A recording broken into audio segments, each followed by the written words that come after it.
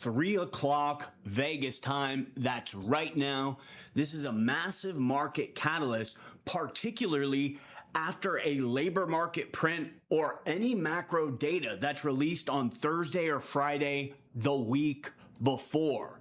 The DXY has been in a violent uptrend as soon as they released the dot plot vote, going from one rate hike to suddenly now the Fed's saying, we just made a pivot to one rate cut. And that is a huge deal that hasn't been priced into the market yet, but it will be in just days. This is going to open up Pandora's box to start loading the bag with discount projects. Looking at the prior dot plot, they do these quarterly.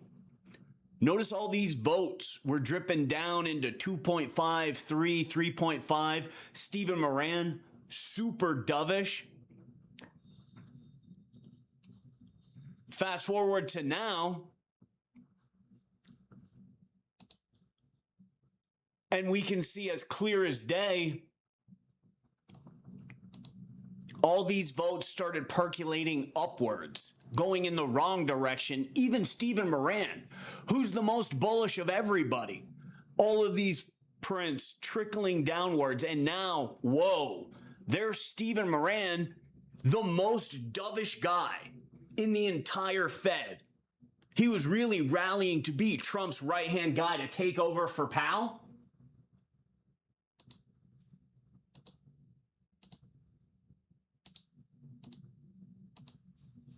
And we can see clearly, even he is holding the line at 3.5 votes. That is super bearish, guys.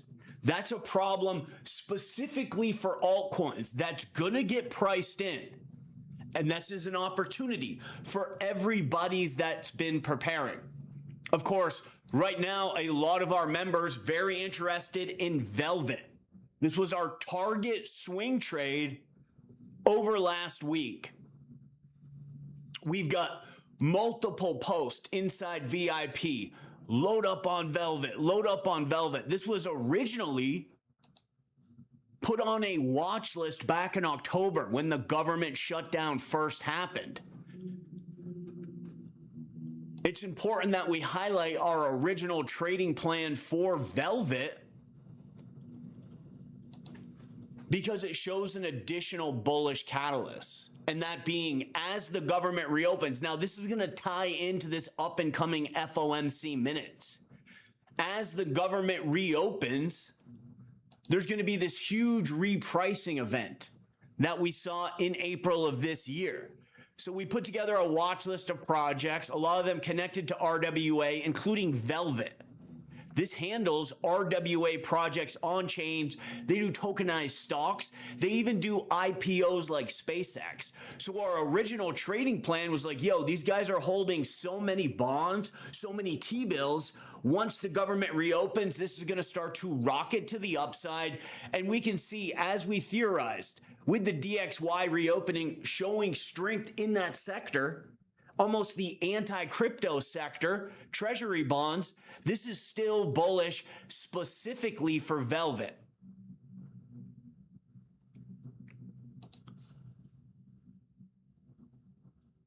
As we're about to make a new all-time high on the project, but we'll touch base on that in a minute. Here's the thing for Velvet holders or everybody who's been sitting on the sideline waiting for this downside to happen. There is going to be a prime opportunity to start scooping up high value projects, Kaspa, MONAD, CFG. And what we're going to do is review these different sectors, review the top projects in each sector, like you guys remember Say. Nobody's been talking about it.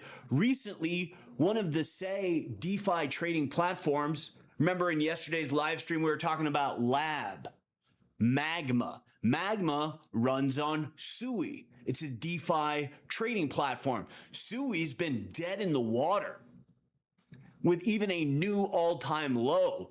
But meanwhile, their DeFi platforms are starting to rally to the upside. Is this a signal that the main chain is ready to start performing better? Possibly. But what we're going to do is get into what we want to stack up in our portfolio first, because some of these sectors, some of these projects we're anticipating are going to have much more early starts.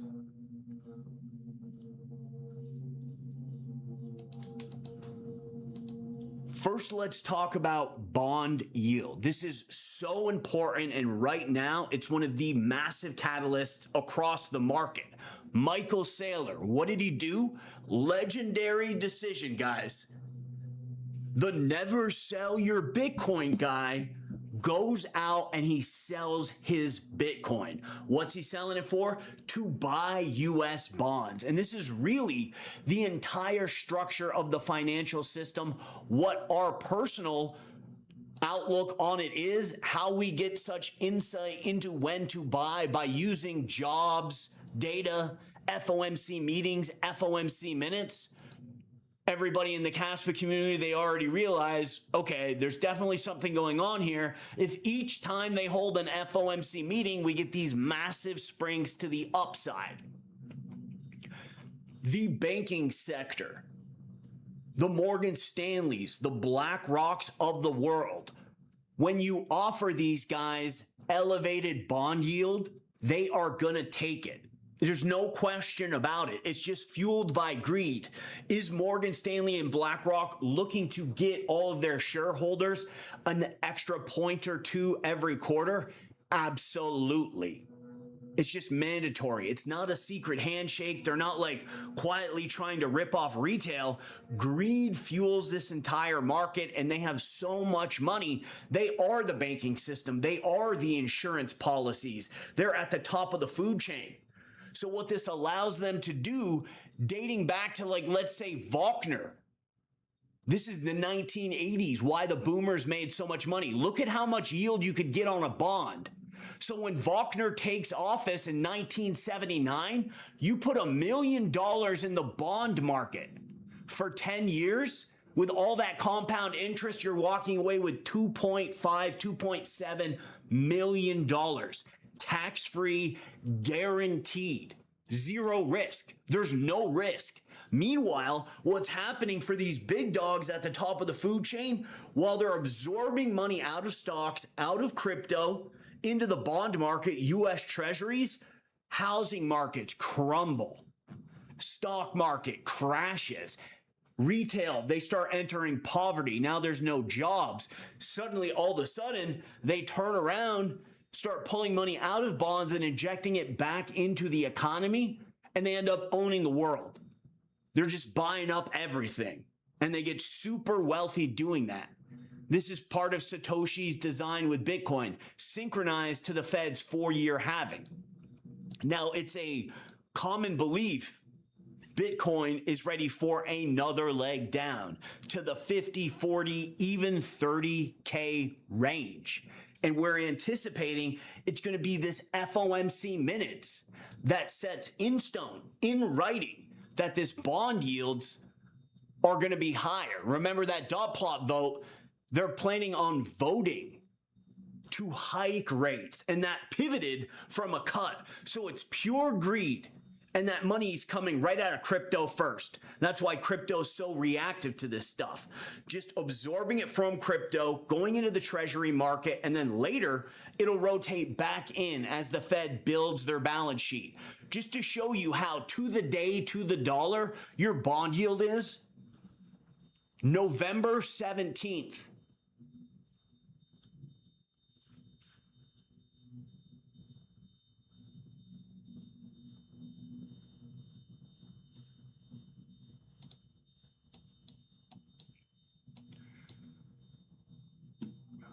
$2,021.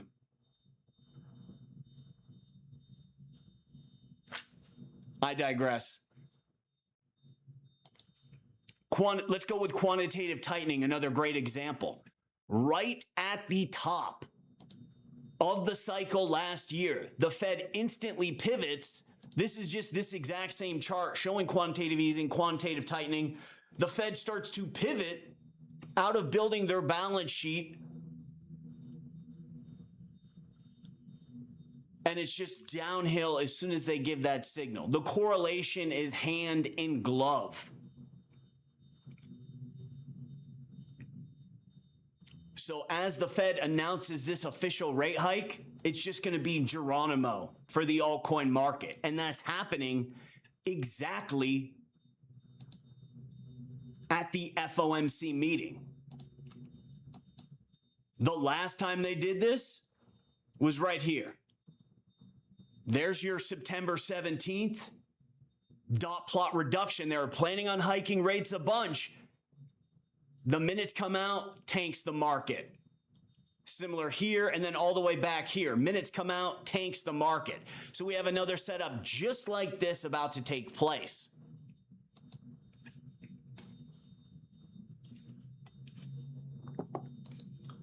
This is prime time for Kaspa maxis to start looking for a large wick down in Kaspa, because we also have that Bank of Japan carry trade.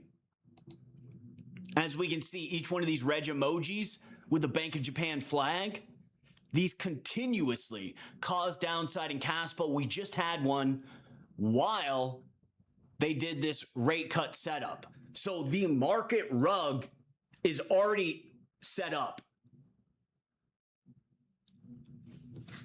Now, what we do inside VIP with tracking all these insane numbers like this durable goods print, all of these numbers about US manufacturing and robotics, combined with numbers about PCE, that was all released for our Velvet entry. We had an earlier one at the FOMC meeting on the 17th, right? You could have got in at 33, 39, and then we had a secondary round of entry with the durable goods on the 25th, 26th. This is a massive catalyst. Let's take a look at Troll for multiple different altcoins. For Troll, durable goods is the #1 driver. Now, interestingly enough, most people in the Troll community don't realize this. As soon as this data about manufacturing, robotics, and automation hits, it's a huge trigger for Troll. Same thing with virtuals. A lot of AI projects will catch upside out of durable goods. Right here, July 26, original spike. Just recently, monster spike. They also had the no Bank of Japan carry trade and an FOMC meeting, but zooming in into a more localized time frame, we had this dump into a durable goods, which caused a bunny hop bounce. We've also used this on BankerBot with the BankerBot triangles. This breakout, January 26th, the durable goods released on the 26th of every month. BankerBot AI, huge breakout. Huge breakout. So what we do inside VIP is we use PCE data, durable goods, and labor market, plus FOMC meetings and minutes, to estimate how these banker types, BlackRock, Jane Street, how they're going to position back and forth between the bond market, where they can capture this automatic yield, or into risk on assets. So like right after lockdowns, the Fed suddenly says, okay, that's it. We are dropping rates to 0. We're not going to pay you in the bonds anymore. All of a sudden, this capital is free. It's ready to go. And where does it go? Plows right into risk on assets. Meanwhile, the Fed is almost forcing that exact same procedure by buying bonds off BlackRock. They're actually taking the bonds right off BlackRock's hand because nobody else wants to buy them when they're at 0%. Who's going to buy a bond for 0 off BlackRock? No one. The Fed does. This is where quantitative easing comes in. So they're handing BlackRock the cash, and that is exactly what caused the huge rallies during last cycle. This is exactly what Satoshi was designing Bitcoin for. So looking forward, one, just like we were doing with BankerBot and Troll, showing how different incoming data will affect different sectors, we want to start looking at the incoming macroeconomic schedule and the surprise events that are about to happen, which include the November 3rd elections. With elections coming up, there's likely to be a lot of regulation that will be released alongside any bullish Fed data. What we've noticed inside VIP, the artificial intelligence sector rips to the upside when you get the most bullish data, but getting into MONAD, getting into CFG, getting into BSB, these are RWA projects with a huge reward profile, particularly in the event we buy them after a massive rug pull on July 8th, when that FOMC minutes comes out. Remember, it's just been happening over and over again. They do a dot plot reduction here, the minutes comes out, puts it in stone, huge rug pull. Over and over again. There's only 3 times they did a reduction in the dot plot. We just looked at all 3 of them. Each one, the minutes rugged it. And they're often paired with a Bank of Japan hike. See that? There's the Bank of Japan, boom. Bank of Japan on their own, boom. And then here, trigger that massive downside. So we're looking at a similar setup to October for the final leg down, which is going to be a huge buying opportunity. Congratulations to RizBiz and everyone in VIP who decided they wanted to push the risk and jump in on the Velvet trade, because now, let's say you got $10,000 in Velvet, around 40 cents, 45 cents. At this point right now, you could sell and you would have enough to buy 1.5 million Kaspa, and you keep your 10K entry. So you get a free 1.5 Kaspa and you get 10K to swing trade. You could wait for Bitcoin to pull back harder and get a Bitcoin, free Bitcoin, and you keep your 10,000 swing trading. Now, this can go even higher, and I'm projecting it is. I own Velvet at this point. I'm just going to hold and look for that multi-billion-dollar valuation, similar to Lab, similar to DEX. We analyzed the on-chain upgrades, and those look good to go.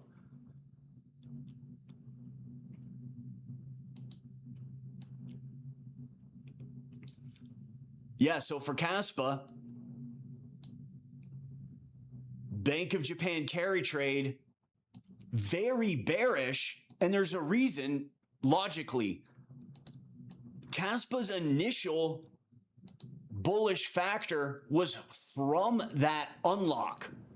The Fed's doing quantitative tightening, right? They are forcing money out of the US economy. They're just pulling money out. And you know what happened to the banks?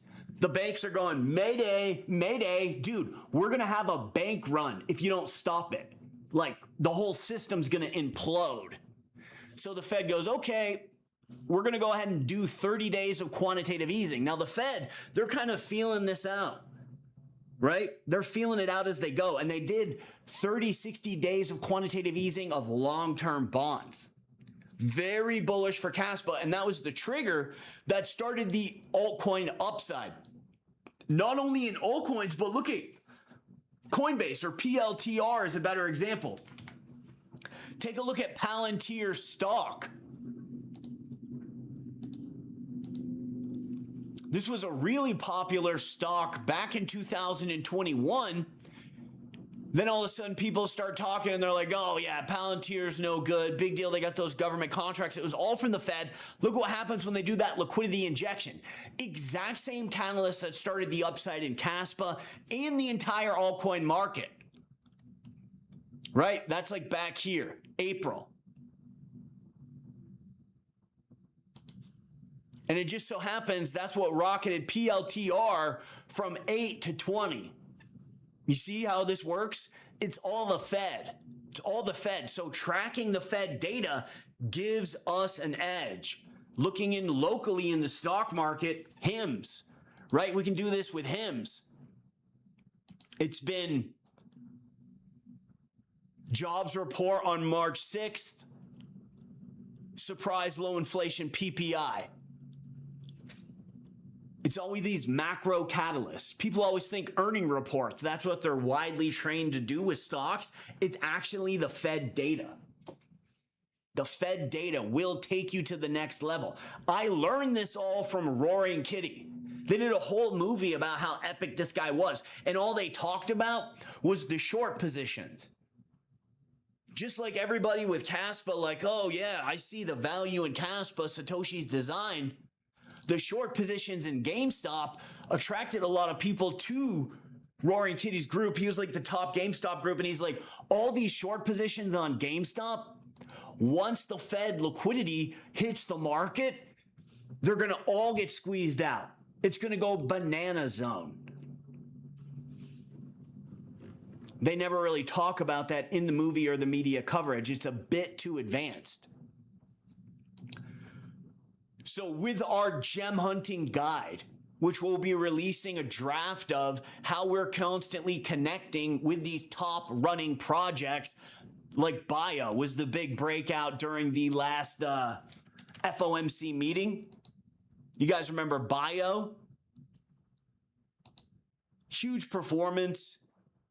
CFG, something that we scooped up a ton here, and actually that was connected to an FOMC minutes. The FOMC minutes are where all of the clues are, and there's a huge one coming out right when the market dumps.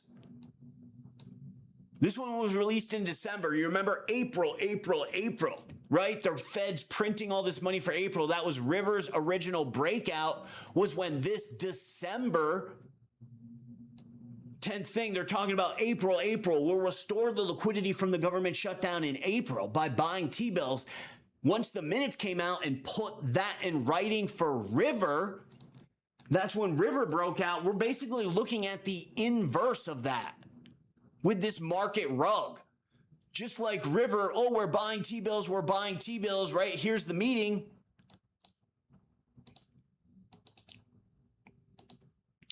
This first arrow in yellow is the meeting. Powell basically showed his poker hand. He rarely talks about their liquidity positions. He used to a lot in 2023, and then he stopped. So the minutes come out, and it puts it in writing, makes it official, and like to the day, to the dollar, it just went banana zone. So what we're looking at is kind of an inverse of that, like the reverse banana zone, like a super crash. Because they're going to be talking about the new dot plot, where even that Michael guy, who's super dovish, who was voting all the way down at 2.5, even that guy is saying we need to hike rates. Dun, dun, dun. So, dude, everybody who's not prepared for this is going to be facing some downside. But we know what's going on ahead of time. We're good to go. We've been dollar cost averaging into cash, getting ready, and we're going to scoop this up. So that moves us on to our second talking point.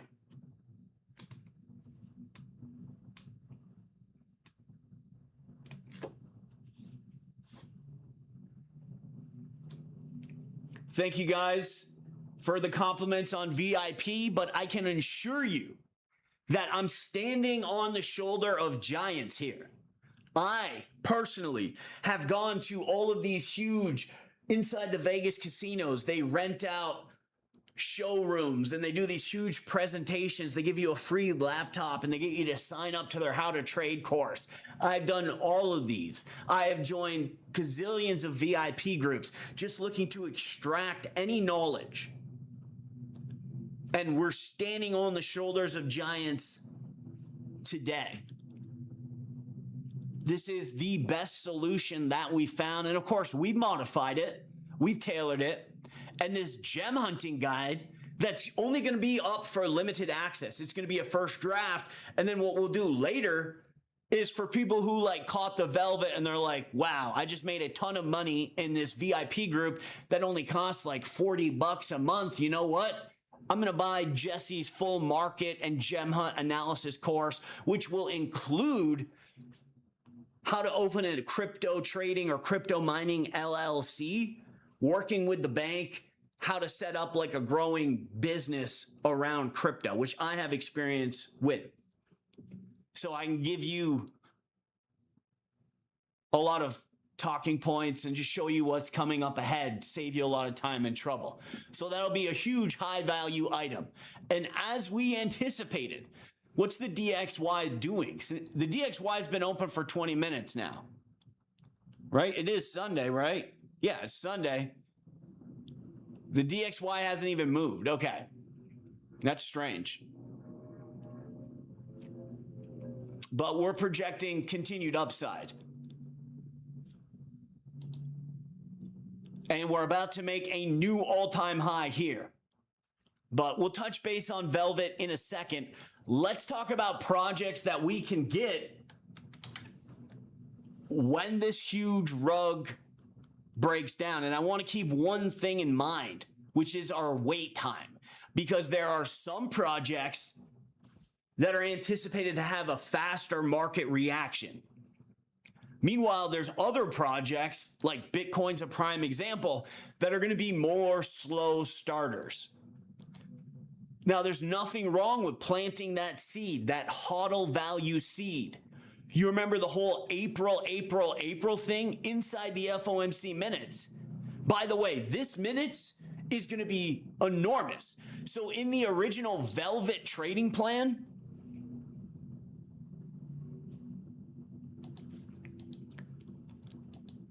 we were hypothesizing when the government reopens, which just like lockdowns, they kept delaying, magically delaying and delaying, and then ultimately became April, like the April thesis. When we really hone in on the chart, that April minutes was huge for the entire altcoin market. I'll just show you on the altcoins because it'll be cleaner.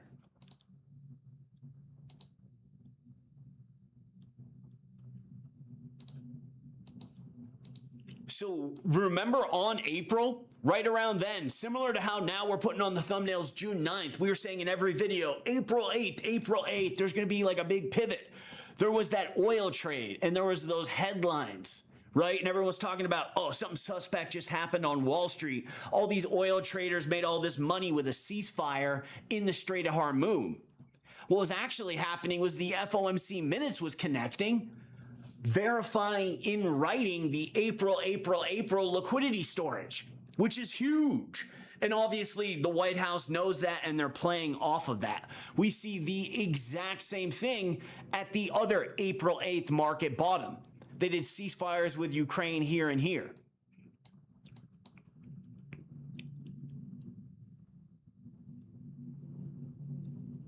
So once this touches down, this dot plot adjustment, what the Fed is thinking, why they're so bearish. I mean, a real way to look at this with layman's term is even Stephen Moran, the really smart bald guy who's like super bullish, he's like, we need to just cut rates. Even he pivoted. So we got to get ready.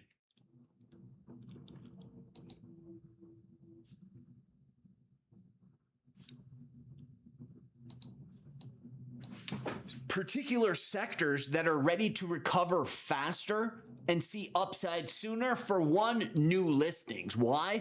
They have less of that baked in macro resistance.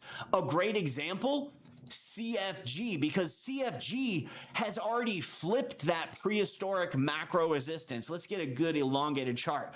The major resistance lines are what? We know May 15th, right? That May 15th. That's the tariff inflation line. And what's the other one?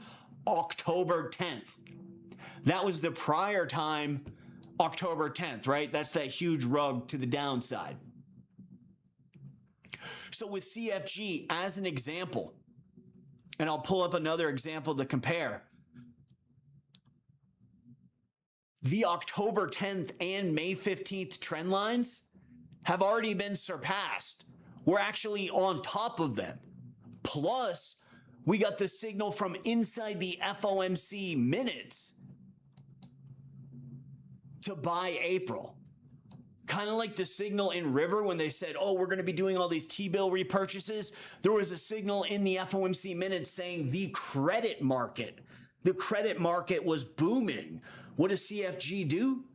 Tokenized credit. What did Coinbase say 3 weeks later? Right here, Coinbase said, we're doing a deal with CFG so they can handle our credit, tokenized credit. So very connected with that April projection. And it's also aligning with the October 10th. Right now we're at the October 10th resistance and the May 15th. Another really good example is VVV. May 15th. It already flipped that a while ago, actually. And earlier than that, it flipped the October 10th rug level. So it kind of used the October 10th as support back here at $2. Then it flipped the May 15th level. That's why it's had such a massive upside. You see, because it's the market makers, the insiders that are using those trend lines as support and resistance. Like a great example of this is on TAO with those PPI trend lines. We are able to plot out where incoming support and resistance would be weeks before it even got there, to like a frightening level of accuracy. I could scroll through VIP and pull up these old posts from that's PPI, that's PPI. So while the candle was down here at like 200, we're like, here come the take profit levels. First, 230, next 305. And as we zoom in there, because the institutional investors, that's when they're rebalancing their portfolio based on that information, it's just pinging off there like a ping pong ball. So with projects like CFG, we want to get on top of those levels. Or here's a great way around it. It's just a new listing. This never experienced tariff inflation. It just got listed. So we're good to go here, bro. We are just good to go. So we want to look for projects that are on top of those trend lines, have deep valuations, like they're way below them, but they're still strong. That would be like Kaspa. It is way below the October 10th and the May 15th trend line. May 15th's up here. And I'll show you using these Bank of Japan carry trades in a moment, how we were able to get out of the way, how I actually profitably traded Kaspa last year. I had to pay taxes on my gains for Kaspa because we did such a bang up job trading it, even though it was a bear market. I don't short sale. I'm in the US. All I can do is like Coinbase contracts, and I don't like that. So Kaspa's way below May 15th. So we're getting a 4x just to get back to that level.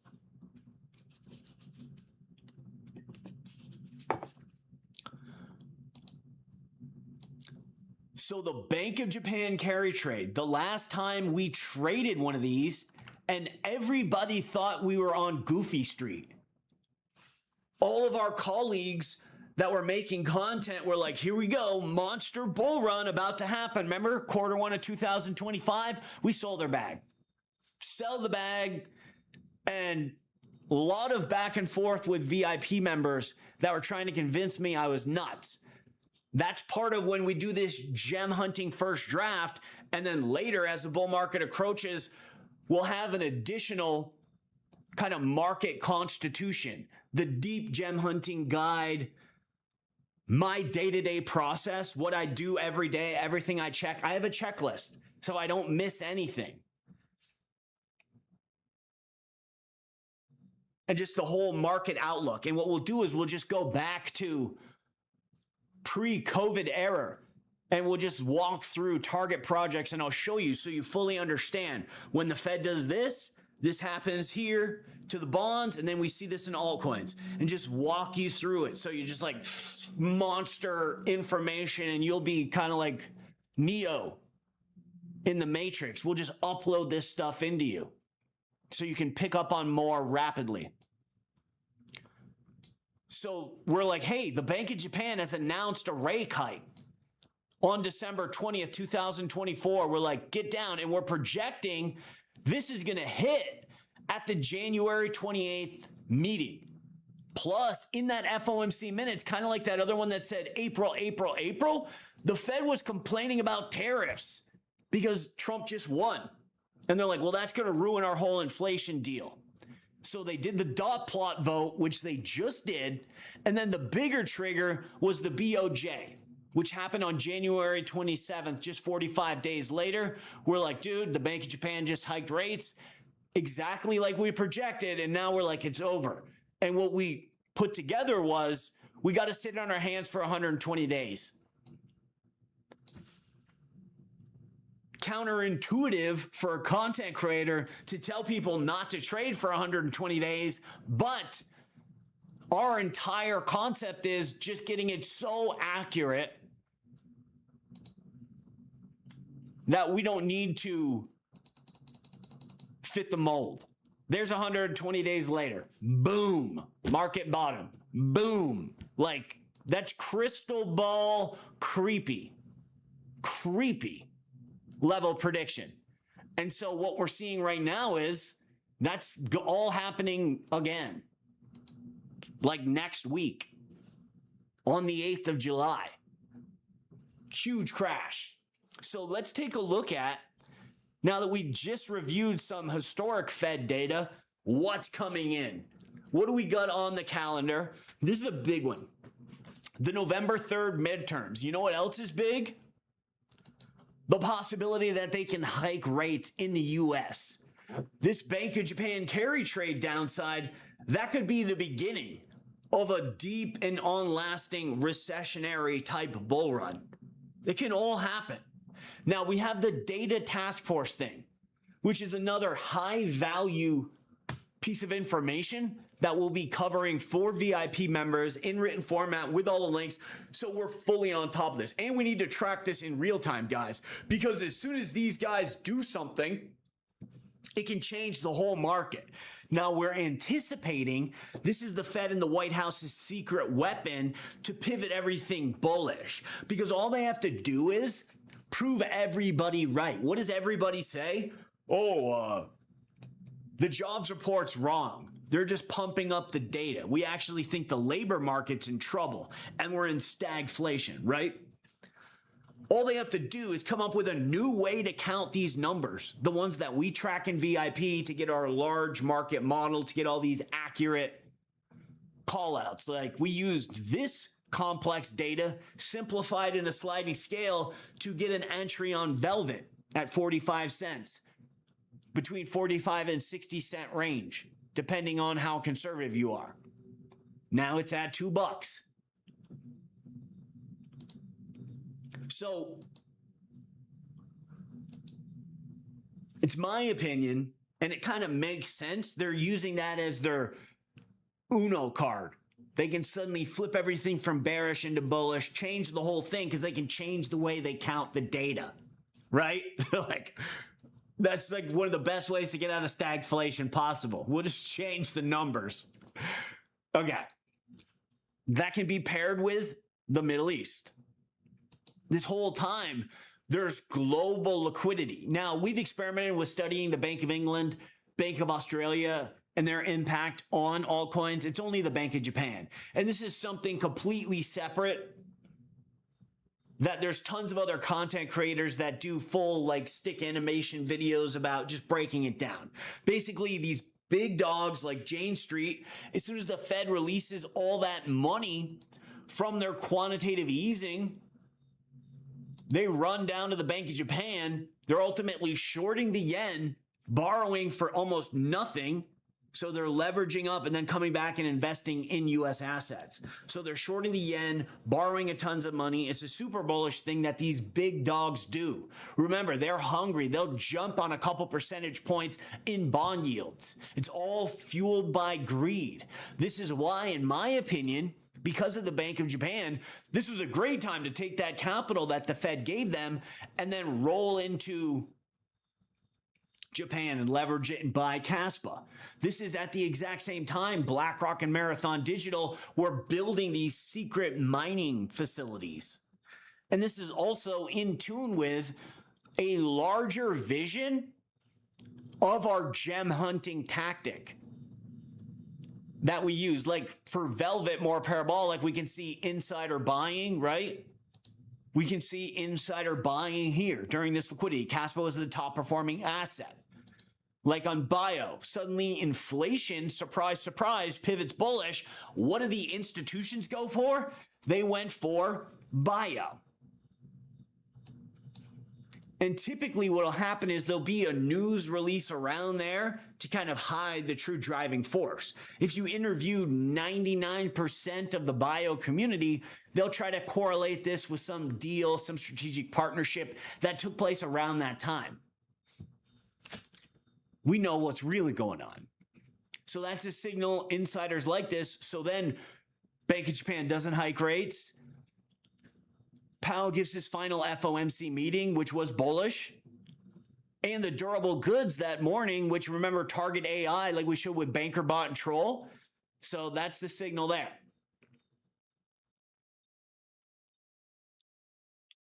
Similar thing with Kaspa, with this initial spike. And that's something that we want to keep in mind as we're gem hunting for our portfolio. So,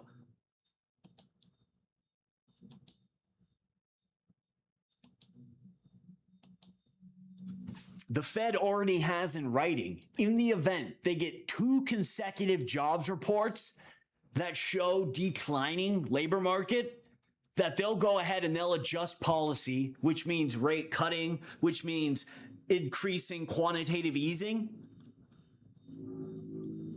They will do that. That's in writing in the last minutes. It's like page 5, paragraph 5. VIP members have that in their cliff notes.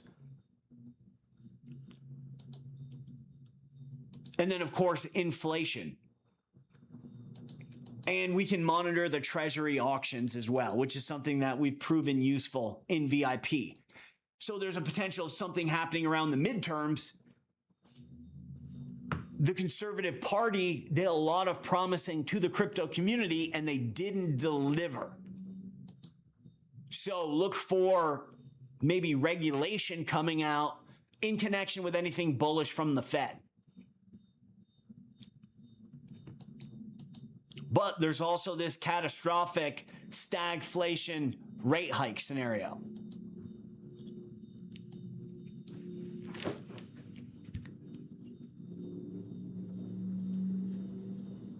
MONAD has a nice Adam and Eve double bottom here. Now, we've been recording these inside our trading journal. How many VIP members remember what often happens with an Adam and Eve double bottom when it doesn't break out instantly? It repeats itself at a slightly lower level. We've seen this time and time again recording the double bottom pattern. And we should actually update that in our pattern directory.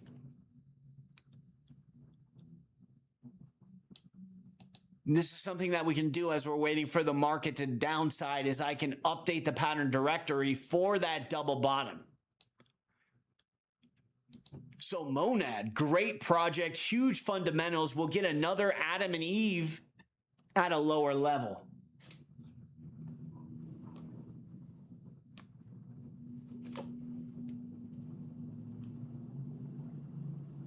Strong Warrior, what's good, buddy? MYX, we are discounting as a high value project. There's been some suspect activity with the team. The range is too wide. If we just simply go through the entire 28-point checklist on MYX and get down to check the community, if you go onto Twitter, like everybody is smash talking these guys. So their research is showing something bad. River, on the other hand, still a quality project.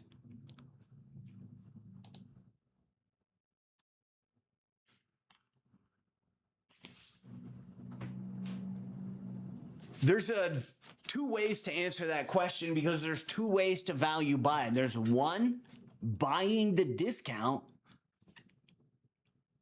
having a high conviction in this project fundamentally, and then just looking for your ultimate lowest price possible. for the Kaspa community, a lot of them hodl, and hodling is the way to go in the event you're just a part-time trader. This takes full time paying attention, covering everything, going through my checklist. That's why our VIP group is such high value, because we cut your time down directly. You get full-time access to the market in Cliff Notes just by reading our daily posts. It's like the Wall Street Journal for altcoins. So there's two ways to answer that question. Let's say that you had high conviction for Velvet, government reopen, right? That was a government reopen thing. We recognize the government reopen was April, right? From that FOMC minutes, highlighting that's when they were going to finish printing all the money. So you would purchase that at around 6-7 cents, but then you're ultimately in a period of wait. We're waiting for a bullish catalyst, which later comes.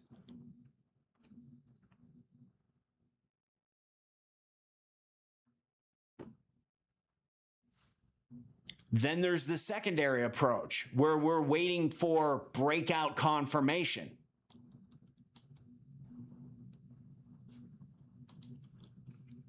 A great example of this was durable goods with BankerBot. We've already confirmed BankerBot's breaking out at durable goods, like the original swing trade plan on January 26th. Fast forward to recently, it's printing a very clear technical pattern showing us it's got a big move coming, and the apex is aligning directly with a macro print. A macro print that just happens to be a major trigger for this project. So we look at the morning of May 26th and we see, hey, bullish durable goods break to the upside. So for River, there's buying the deep discount or waiting for upside to be signaled, projected, etc. The deep discount aligning with the FOMC minutes on the 8th. When the next breakout is, obviously this is on our watch list and we'll be observing it, waiting for that signal.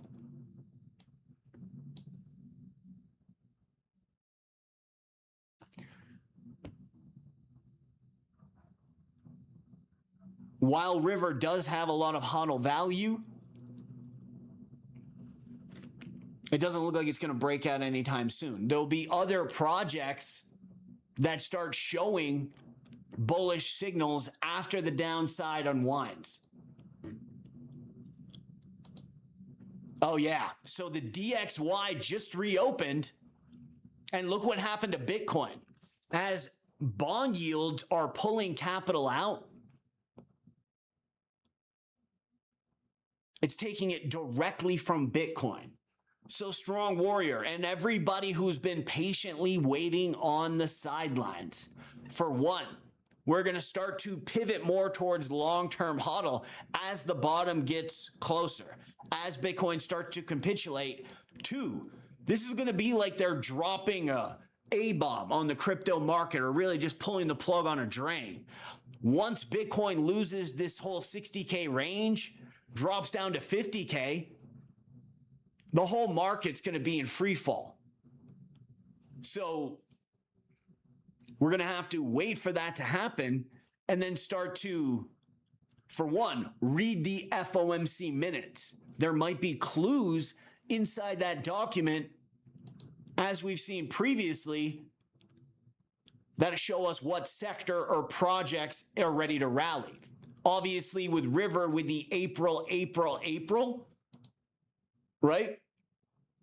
As soon as that was in writing, that was a signal for River to break out. This entire paragraph and document is about how the Fed's going to be buying T-bills. River, we know, uses T-bills to provide yield. So once this hit, that was River's trigger. Another example,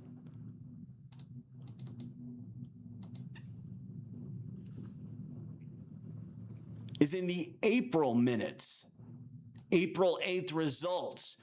Inside there was just one caption that happened to reflect a sector of the crypto market. Down here at the bottom, on page 5, paragraph 5, they started talking about the credit market. The Fed wrote this: credit remained readily available for qualified borrowers who met standard conforming loan criteria. The credit performance of corporate bonds remained solid for both investment and speculative firms, supported by robust profit. So they're talking about and going on page 5 about how the credit market is booming. Just weeks after this was released, Coinbase did a document saying, hey, we're going to hire specifically CFG to do our on-chain credit. Exactly what we read in the minutes. And that's going back to April 8th. So that was a major signal for us to get in that afternoon. It spiked up like we thought it would, came down, gave a second buying opportunity, and then ended up almost doubling. And now we're really testing that level again as support. So Strong Warrior will be, as the market crashes, the Fed's going to be handing out flyers on clues for where we're going next, what sector. Again, when we're looking between AI and RWA, with our RWA tokenized stocks, these are supported with more modestly bullish data. But kind of good inflation, slightly lower jobs report. But when it comes in super bullish, like surprise, inflation's really low, that's when it really slaps on our AI projects. So we'll have a range with our up and coming sliding scales, honing in on different watch lists. Now, when the rug is taking place, right, when everything starts to get really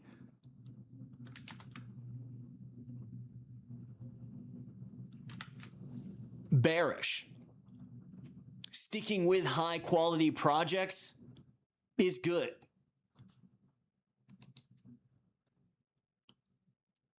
Athena, ultimately Ethereum on leverage. This also very correlated with Clarity Act. Now here's a possible rollout for the market. So we've got the midterm elections. So the Republicans probably want to do something for the crypto investment community. And we've got the Fed that's saying sometime in Q3 or Q4 of this year, they'll be unleashing the data task force. Throw the Clarity Acts into this lineup. So the data task force reprices everything, changes the jobs, changes the inflation, adjusting price on everything, and Clarity Act comes out. That's going to really slap, particularly for stablecoin sector, which Athena is. And we've been getting a really robust range for a high quality, top performing. There's the April dates, right? There's the last FOMC minutes, a bullish one, where we got almost a double up in this really quality project. So with giant red wicks down, Athena's an easy go-to.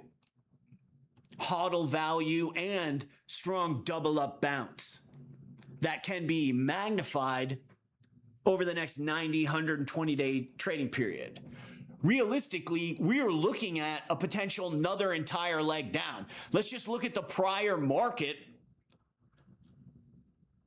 and correlate it with today. This represents the prior 120 days, right? We had a bear market rally. That was all over on PPI inflation. Now we're looking at another consolidation phase at a lower price, which can take another step down. Now that step down can be correlated with a US rate hike, which the Fed already has in writing. That can take place in Q4. So there's a lot of different ways that this incoming high impact catalyst will affect the market and set things up.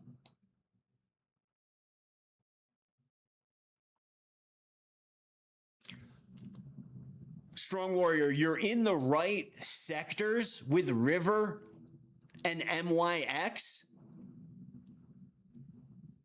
because RWA tokenized stock is where it goes. There's other picks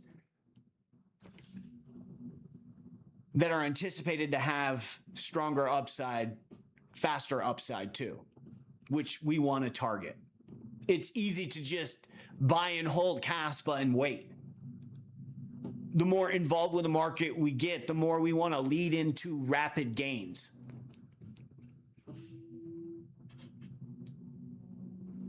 So I can see some people taking profit on Velvet already. Congratulations. That's super smart. Remember, our original trading thesis projected that Velvet was going to pop hard at the jobs report. Remember when we posted this in VIP once it crossed 60 cents, that it was going to jump up above where it's at right now? We had originally hypothesized that would take place at the jobs. And this is happening in this sector, this new age DeFi AI, as we can see with Lab, as we can see with Magma. They're doing that all-time high spike, just like on Siren, and then that's flipping into support with a bigger breakout on the other side. So the jobs report getting closer, anticipated to have more kick, specifically for Velvet. And this is something we've been tracking in VIP and how that impacts the broader market. One of the reasons why for everybody in VIP, remember what we talked about with the, we'll just show everyone who stayed into the live stream for this point. It's really primarily VIP members or really engaged guys that can benefit from this. So this is what we're talking about in VIP today. Now, meanwhile, guys, I'm working on a watch list for projects during this downside, like Athena. Projects so we get that big red wick, what we want to buy for swing trades and fast turnaround. I'm working on that, but this is important. So this is a snapshot that we took last week before the durable goods came out. This is important to do, and it's part of my daily procedure, my checklist that we'll be releasing later. So look at the unemployment. They were thinking unemployment was going to be higher. Remember what we were talking about in the FOMC minutes? The Fed said officially in writing, you show me 2 prints like this, and we're going to go ahead and we're going to cut rates. We're going to do some quantitative easing. We're going to get this show on the road to stop stagflation. Look at what just happened. This just happened within 24 hours. They changed it. Now unemployment's going to stay the same. Now, this is bearish.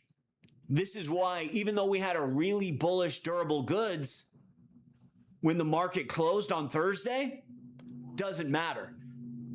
Because we're overhanging the BOJ, we're under the shadow of the dot plot, and now the jobs report's even looking bearish.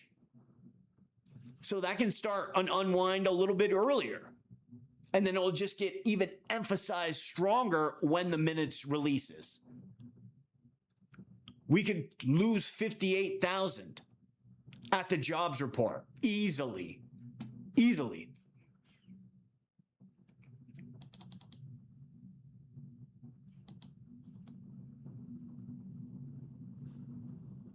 But while the DXY has been rising, so has Velvet. And that reflects back to our original trading plan that Velvet has a book value factor because they're hosting so much treasury bonds. So as the DXY rises, as the bond yields increase, Velvet's like, bring it. We're holding bonds. Bring it. And now what the team's done, it appears, is they've put together a similar trading plan with the book value that we have, and they've just released so much on-chain upgrades. So it's causing the project to fly to the roof. hype, definitely something that we're watching for a projected pullback. Hyper liquid.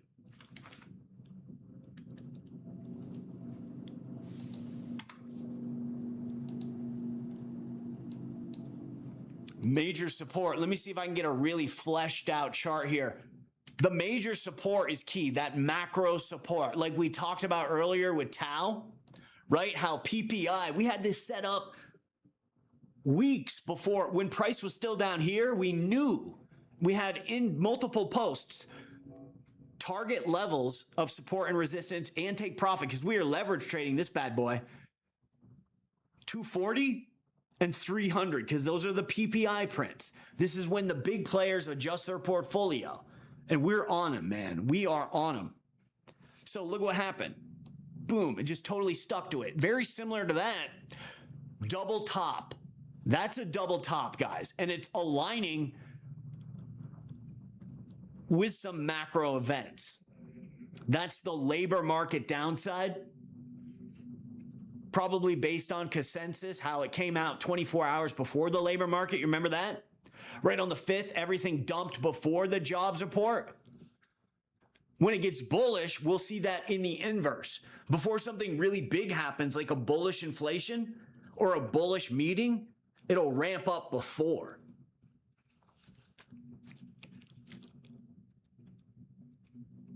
This is a double top. Let's take a look what our pattern directory says for the double top. The double top averages a 50% downside. What it's showing is the bulls are failing to make a new all-time high. Now, in order to be a full pattern, it's got to be around 18 to 21 days. This is brief, so it's most likely not going to have such a strong impact. It might be a bit less than 50, but half of 75, that's right around this macro support level. What line is that, guys? The October 10th. That's the entire market crash level. Very important on every chart. Look at how Hyper tested this as support. Now, what are we going to see inside every single technical analysis book? This is why our trading system is so powerful, and I want you guys to have it if you're really into technical analysis, because this is going to take you to the next level. You've got your resistance and support line, but now it's got meaning. Now there's like data and numbers that's behind your macro support lines, right? This has all been verified and they can be canceled out by the exact numbers that set them in place. So we can go back to that October 10th. We tested it. Often when you test a resistance, it will what? Be retested as support. Another example of that phenomenon, ZAP. So we had a beautiful 6x leverage trade because the Bank of Japan did not hike rates. Remember that one, guys? And then, of course, this was when bio, troll, everything broke out. Now, I've been reviewing the past 120 days of market activity, and actually it was because it was such a bullish event. The target projects that were trending then, which was IP verification and AI, they saw the most upside. And again, remember, that goes also with that other observation. When it gets really bullish, go with AI. When it's kind of bullish, RWA. There was actually some on-chain issues here. Claude got updated and it kind of caused a hack. Retested this major macro support, which is the January 30th PPI level. It might be combined with another one.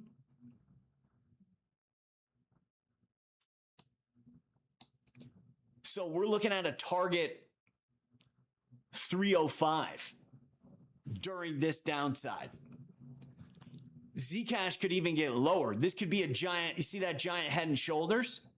And we could actually come down and find ourselves at October 10th, which is here.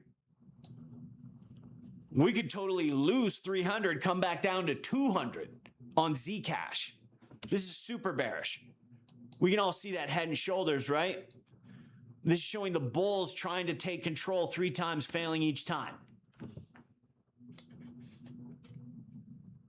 Solana, this is something that we've used in VIP to really highlight two of our unique trading tactics.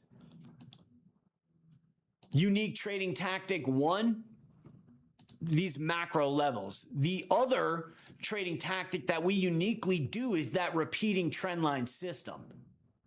For you guys that are really into technical analysis, right? That trend line that just, we had members of the Kaspa team. I mean, top developers. I heard this from the KII while I was interviewing them off camera. They said members of the Kaspa team were so interested in your repeating trendline thesis that they joined VIP to check it out. So this exact trend line is crooked there, but this exact trend line keeps repeating itself. And you can go back to our Kaspa videos from way back here. We're plotting this exact trend line with Fibonacci pitches and an angle all the way back here. You see this? Just keeps repeating over and over again.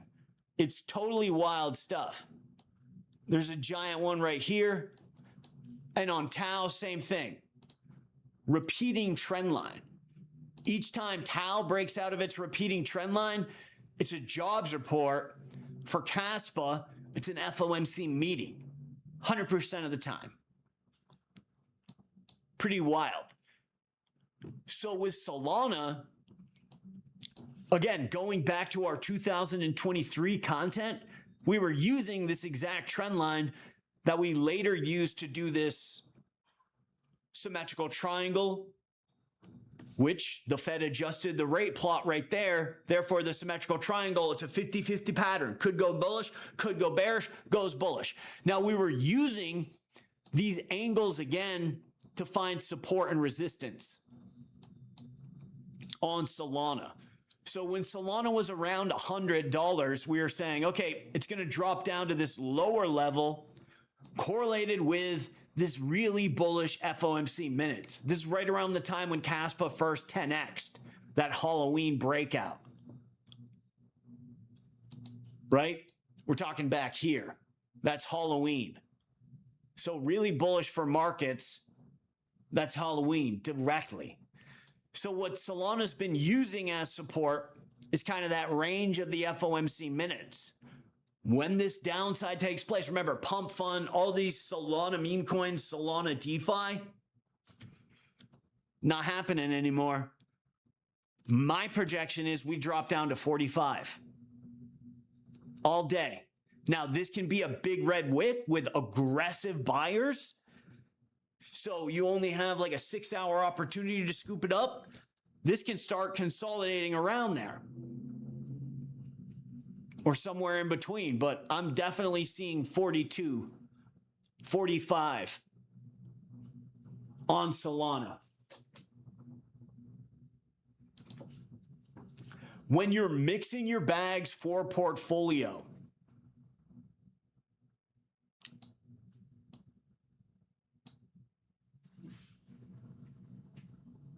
with your hodl trades, stuff that you're going to buy and hold into 2028 when they get this bull run going, late 2027. Lean into projects that are solid with RWA tokenized stock connection. MONAD. If you've done deep vetting in MONAD, you want to get MONAD, that's great. At the up and coming discounts, CFG, Athena, that's connected with stablecoins, the Clarity Act, because these projects are anticipated to have faster upside than your store of value projects like Kaspa, Bitcoin. Kind of similar to how TAO, being AI, as soon as we get bullish information, has a massive rally. It's a faster reaction project. RWA, I would definitely lean into with hodl positions. Now, how much you want to save for swing trades, Depends on how much risk you want to take on. When you're swing trading, avoid doing this is it, I'm going to go all in with my swing trade portfolio. So let's say that you've got $30,000 that you have to invest and trade.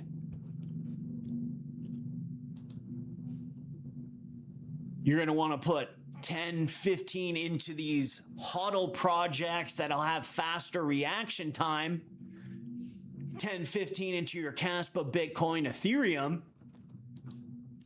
And then with that 10K that you've got for swing trading, or however much you want to use for swing trading, whether it's 20%, a lot of it depends on how big your portfolio is. If you've got a 100K portfolio, you may be using less for swing trading. You may be losing more. You want to avoid being in the top 50 holders when you're swing trading, right? If you're like coming in with 50K on some of these low cap projects, you can end up in the top 30 holders. You want to avoid being there. You want to be in the top 100, sure. Break it into at least 2 piles, at least 2 swing trades at once. This is going to give you more exposure to catch the big runner. And you don't need to be all in to get huge gains on the big runner. So let's get an example here.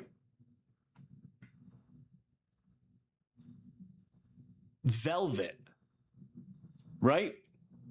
Let's say that you're swing trading 10K. That gives you 20, 25K that you're locking up into your more investment style. You grab 5K of this, that's a hit. You didn't need to do the full 10K. And the problem with doing the full 10K is you might have gotten caught up in one that wasn't as bullish. You could still be holding bio, right? You want to give yourself the ability to pivot. It's not because you don't believe in the swing trades. There's just always another setup about to happen. So let's say you've got perfect setup. You did your 5K in bio and you still got in Velvet and you still got 5K in cash. You are set because there's an FOMC minutes coming in and this market dump. So now you can go ahead and slap 5K down on that.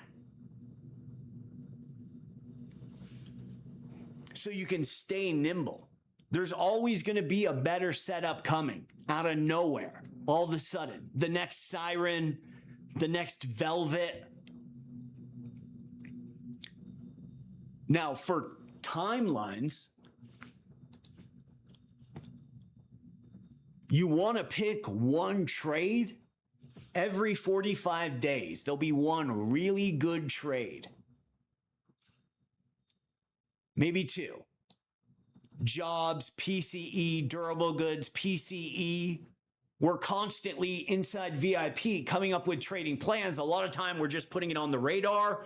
We're correlating it with particular numbers, right? In the event these numbers come out like this, then go for it. Otherwise, wait. Or if the numbers go over here, do these ones instead. We're waiting for that really big print. It's not always about the project. This is the point I'm trying to make. It's not always about the project. It's about the macro event too. That's why Troll, Bio, and Billions did so well because they had that really big event. And that event was Powell's last FOMC meeting. You guys remember that? Boom. Rockets Bio to the upside. Rockets Troll to the upside. It could have went the other way. The Bank of Japan, they could have said, oh, we are going to hike rates the night before. The durable goods that morning could have came in bearish. It wasn't. It was actually super bullish. And Powell could have came out and said something devastating, but he didn't. You see what I'm saying? So we always want to be nimble and don't overcommit. Don't try to hit it out of the park. At least 2 swing trade positions at all times.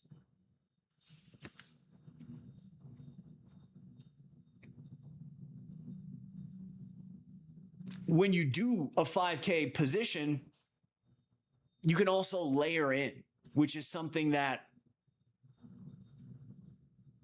widely used. When you start the position, you're doing 2,500. This is no big deal. You've only got 2,500. This is half of your swing trade bag. So in case you get hit and that trading theory didn't connect, and it could be all of a sudden, like with Zama, remember Octra, which is basically the same thing as Zamra, did go bullish at that last durable goods right here, still rallied, but Zama didn't because they got slapped with like a court case. You never know what's going to hit. And it was, of course, 24 hours after the durable goods was released, right when they're at the all-time high, set up for a big breakout. So inch in, using the DXY and all of our macro timing. You can also use price ranges timing like I personally did with Velvet, starting my position here and then pigging out here.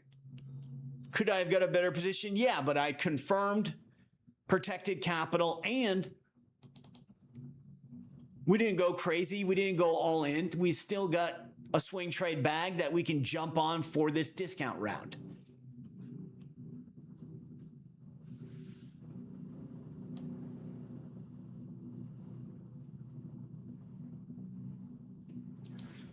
Strong Warrior, yeah, don't get caught up in the FOMO with Velvet. You did the right structural move waiting for this massive market downside. Just think, Bitcoin, we know that FOMC minutes is coming.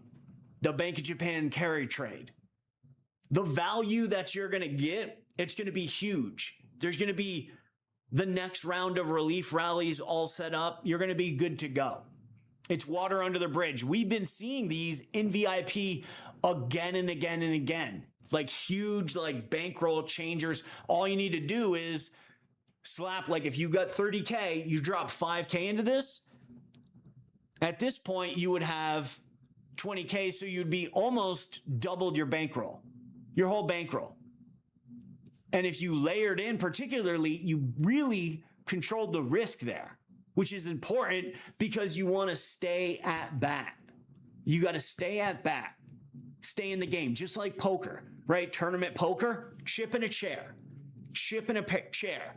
So stay in the game, keep letting the data come in, keep tracking the data, what it's going to affect in what sectors, what particular projects, and just wait for your wave, right?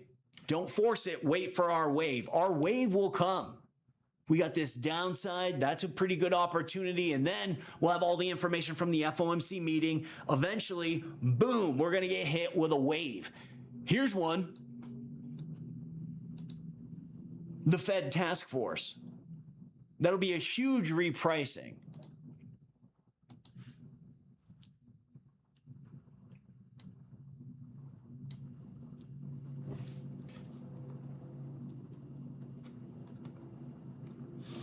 Strong Warrior, make sure that we pace ourselves because the market is slow and all we have to do is keep 45-day window in mind.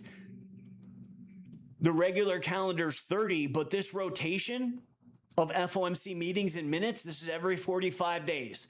So we're waiting for our set. We're waiting for our wave.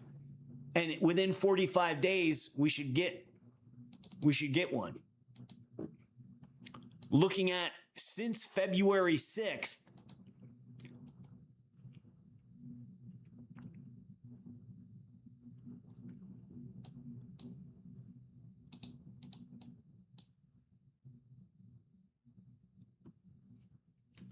the April 4th bottom, and then Powell's last FOMC meeting really amplified that macroeconomically, that and the February 6th jobs report, those were the biggest events.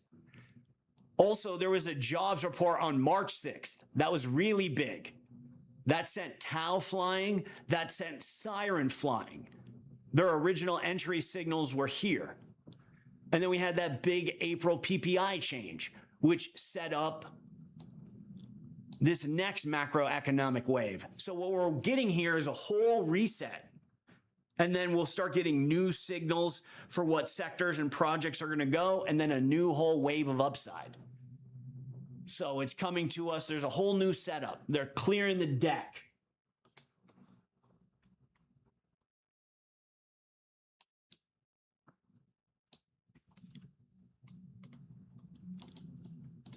For TAO, pretty easy rule of thumb. This really kind of proves our thesis. Every time TAO's broke out, it's a jobs report. This jobs report isn't looking bullish. Plus, it's got overcast. Now, the reason that overcast hits so hard, think about how this whole thing works with the greed of pulling people into the bond market and stuff. They've already made policy adjustment that's going to increase the amount the bonds are paying. That's coming from the dot plot vote. So it's already set in stone that they're going to be pulling liquidity out of risk into safety because they're paying more in safety.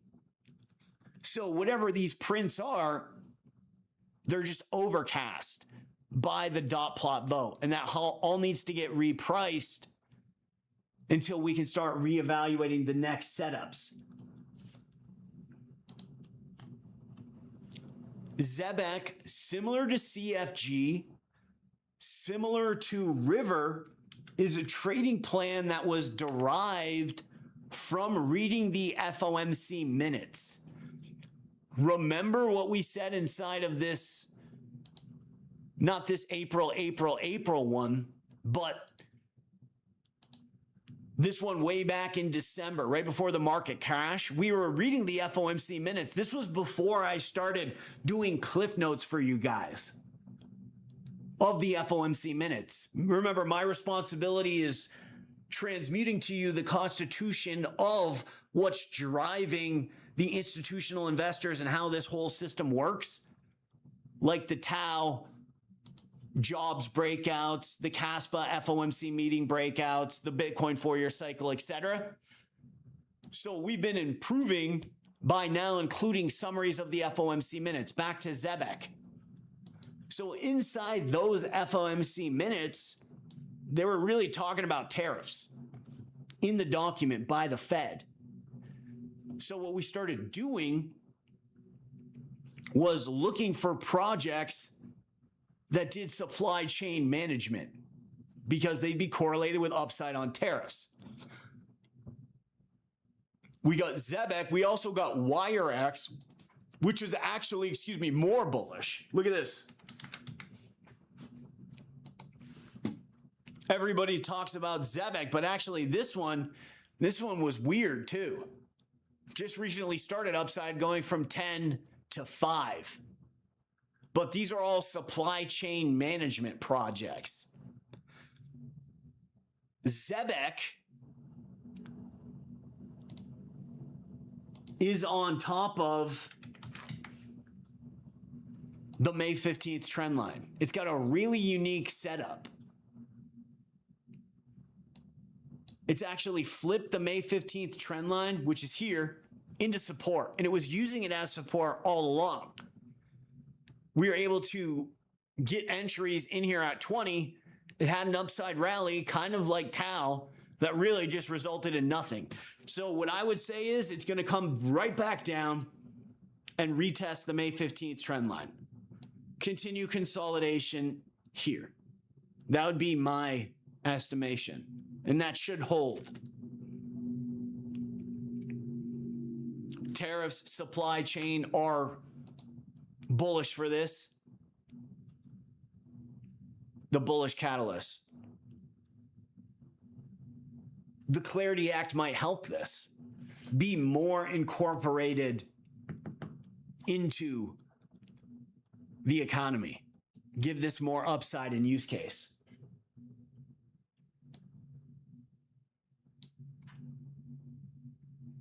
I do think Velvet's going higher with the jobs data. Here's why. One, we have the opportunity for it to be broadly bullish with a low labor market. But as we mentioned, the economists have already pivoted out of that this morning. So last week, when we took a snapshot of their consensus, which is what they think is going to happen, Non-farm payroll, 70K. That's a big drop. Unemployment, 4.5. That's a huge increase. And we know that's bullish for AI. That's going to kick AI up, particularly U6, which is something that we track in VIP. It's really more complex. Look at their updated ones. So they're getting bullish. Typically, when they're getting more bullish like this, it means the print is going to follow that trend. So we're going to end up seeing maybe lower unemployment. Just imagine that it is lower unemployment, right? For a second, which is bearish, which gives the Fed tons of room to hike rates. If it comes in with lower unemployment, they're almost indefinitely hiking rates. So to answer two comments at the same time, there'll be another downside event when Bitcoin gets a US rate hike. Yeah.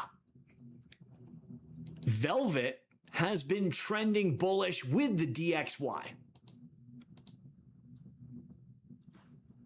Overlapping the two, as we see upticks in the DXY.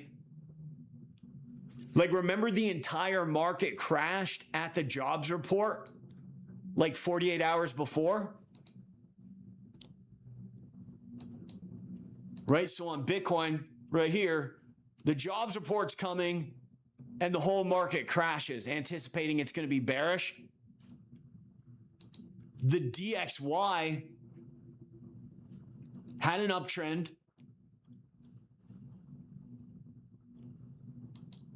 And it was supportive of Velvet. Anyway, because this is tied to our original thesis of Velvet, they have so much treasury yield on chain. When the government reopens, they have to get paid all this backdated yield, which they haven't been paid yet. So that's going to give them more money for on-chain growth, which we're seeing today. You guys remember yesterday's video where we had that huge thing of all their on-chain upgrade? They're doing tokenized stocks. They're doing IPO launches. They're doing a lot of S-tier stuff. They're now on mobile phone. They're now going from just BNB and Base to Solana. They're in the trenches of Pump Fund. So the case for the jobs report being bullish on this anyway is Velvet doesn't care if the DXY rises because that just increases its on-chain value of its bond holdings, which was our original thesis. Now, we got to watch out because there's going to be a token unlock. Guess when that's happening? 48 hours after the July 8th FOMC meeting. Boom. Right? So Wednesday, the document comes out. Friday, the insiders get their unlock. Now, sometimes there's like a final spike and then a dump, but good time to start thinking about trimming profit with the token unlock. Now, some members that picked up the trade at 40 to 50, even 60 cent range, these are great profits. This is great profit. There's nothing wrong with taking it down now and leaving the top for somebody else and waiting for the pullback. He just booked a solid 3-4xer. That's a money shot. That's good gains. Looking at Lab, looking at Magma, and then I want to jump over and take a look at Sui because Sui is Magma on chain. This is kind of what we saw with Siren 2. You get the all-time high spike, and then that peak level becomes support, and then you get a larger breakout. Magma took a different route. Magma got the all-time high spike, and then it used that as a resistance, failing to break out and then creating an ascending triangle with a breakout later. So my take on Velvet, it could go either way. We could see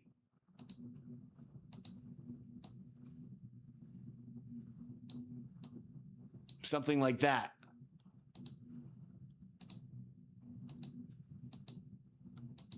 Similar to Magma.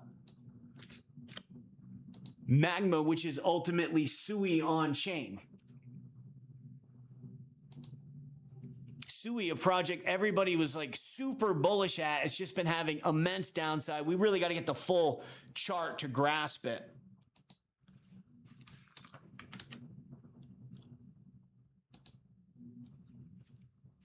Just massive downside. So for value long-term HODL investors, big red wick at the Bank of Japan carry trade, that's prime time to scoop up your long-term HODL SUI bag. Look at all these red wicks that it caused before. This one correlated with the minutes. I'm not even going to add the indicator. You know, by the way, if you're in VIP or you want these indicators, they're at the bottom of the collections menu. And these will be key for our gem hunting tactics. Look at these big red wicks. Each time the Bank of Japan hikes rates, SUI's going to get that big red wick. So let's say you want to take profit on Velvet. Cool. That's your decision.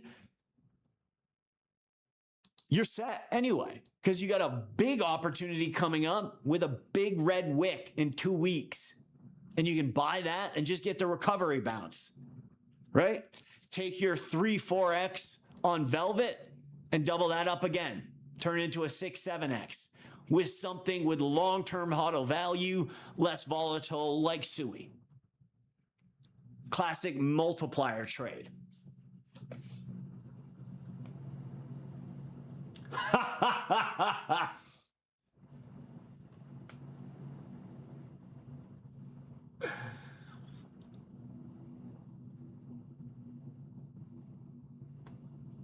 Somebody says, did you end up selling the condo to buy Kaspa? I have listings out of state for rental properties that I own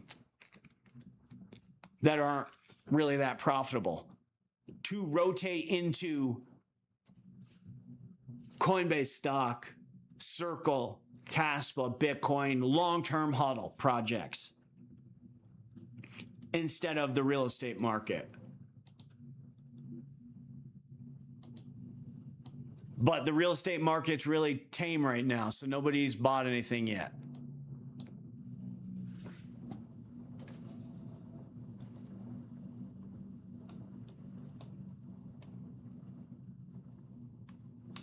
Yeah, there you go. Hitter's got a plan to buy Velvet using the pullback. It's a decent project.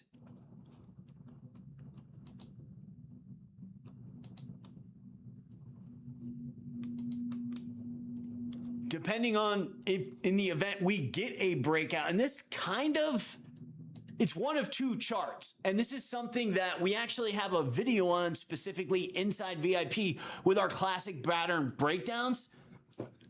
The double top versus the cup and handle. Back in 2023, everyone online was arguing Kaspa was in fact a double top. And it wasn't a cup and handle, which it was. And there's a lot of factors that go into determining that. This one's not backdated enough. Here we go. Right back here, right? People were saying when Kaspa was getting up here that it was just a double top, which is almost ridiculous. When you really zoom in, one dead giveaway is a larger pattern will be made up of the exact same pattern in smaller proportions. So using Kaspa as an example, when we zoom in, you can see all of these kind of rounded bottom, like almost mini cup and handle little pennants, right? Over and over again. That's one signal.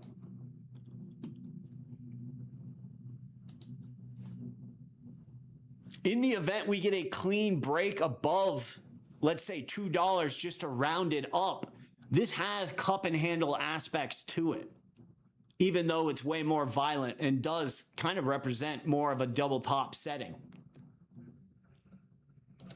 The stochastic indicators, this is super overpowered. When they originally made all of trading digital, back from the days when you bought Coca-Cola on paper, like when Warren Buffett got started, hey, give me 100 shares of Coca-Cola. They hired in these super mathematicians to take everything, boop, boop, boop, put it on computers, and these exact guys who had to build like safeguards to prevent guys like George Soros from just dumping the market and buying everything cheap like he did with the Bank of England. You know who helped him do that? Scott Bessant. Super cool. He's the Treasury of Secretary. He's the guy handling all these bond trades and stuff on the inverse end of crypto. We still got upside. So my opinion is we get to see a nice stochastic bull flag here. Beautiful stochastic bull flag at the peak. One of the major signals is when it's transitioning from swing low to swing high. In our trading plans on Velvet, we were just saying flat out, yo, take a look at the stochastics, right?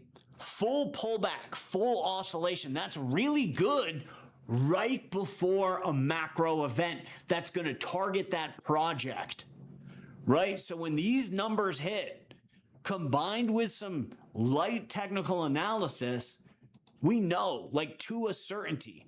And it's really coming down to how good are these numbers. And we ended up getting a really good hit on durable goods, as our VIP member knows. It was like really bullish.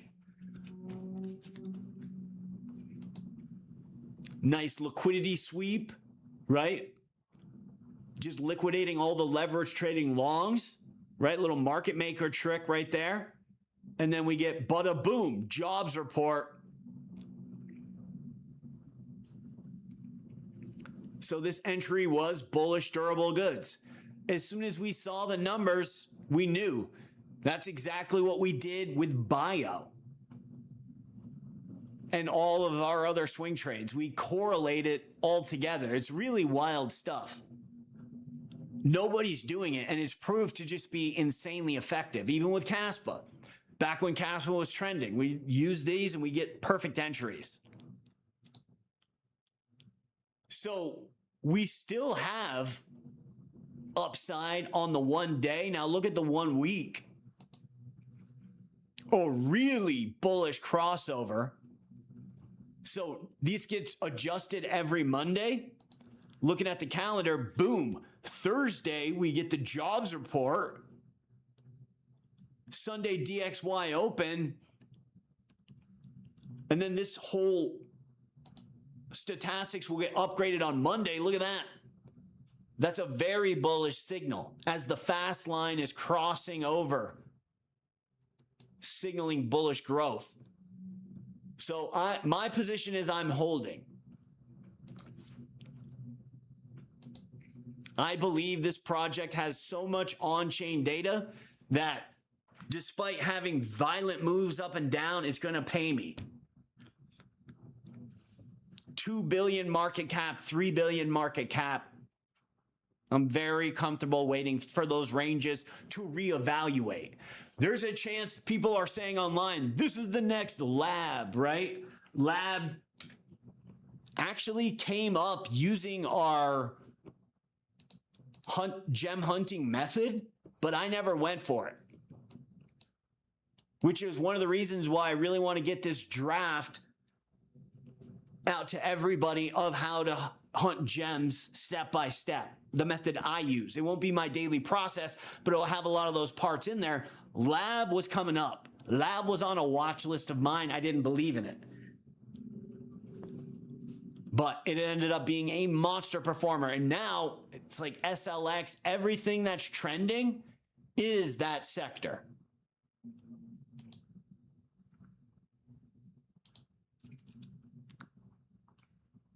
All the real banger projects, definitely that sector. Here's a new listing. Nothing's bullish today, though. Going over to Crypto Rank and looking at the 7 days, what's been performing best? It's almost all DeFi. Velvet, Riz, SLX, Gleese, CeFi. This has got DeFi connections. So very DeFi.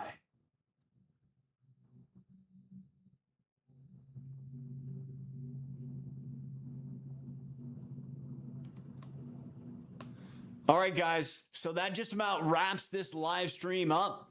Thanks for checking it out. We've got high impact event coming up. The majority of retail has no idea what's about to hit them with the Bank of Japan carry trade. First, there's the jobs print, and then it's going to be a total market reset, and the fall's even closer than ever before. So we got all this stuff coming up, and most likely the Republicans probably want to do something to encourage crypto voters. So potentially some more regulation news that can align with something bullish from the Fed. Put this date on your calendar, July 8th. And right around that, 72 hours from that, we're looking at a massive monster rug.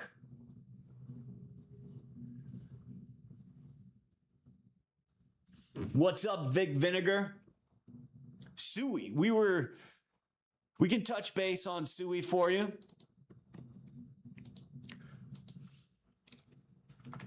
I'll give you the full breakdown for some of the trends that's going on right now. So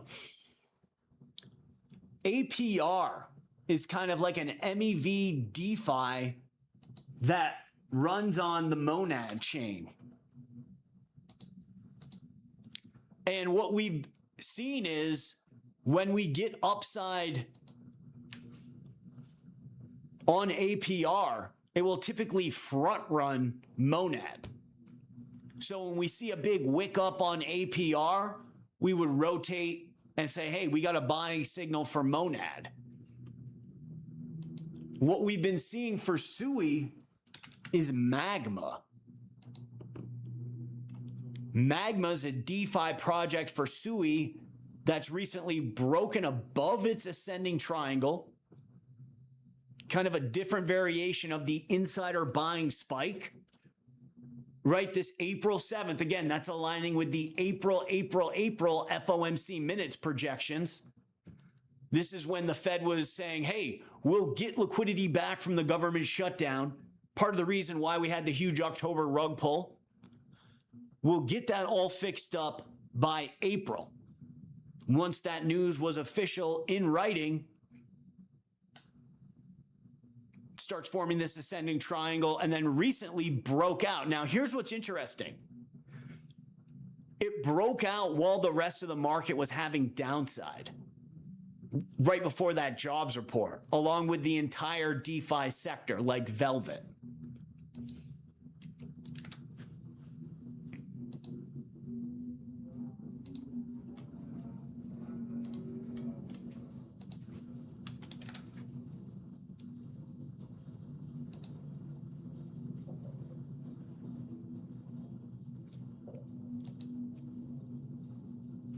Sui use case associated with smart contracts wants to have high volume. This is going to perform way better when it's a bull market. Similar to how we're projecting Solana's about to drop to 40 because there's no pump fund. Nobody's trading these degen Solana meme coins like Tape and all the Crypto Galaxy stuff. That's detrimental to Solana. It doesn't have any on-chain activity. This project doesn't have a lot of smart contract execution because nobody's engaging in crypto. Once people start to step back in, they start trading crypto, it'll naturally become more bullish. Let's overlay Sui's chart onto the total 3 and just see how Fed impact has really been affecting it.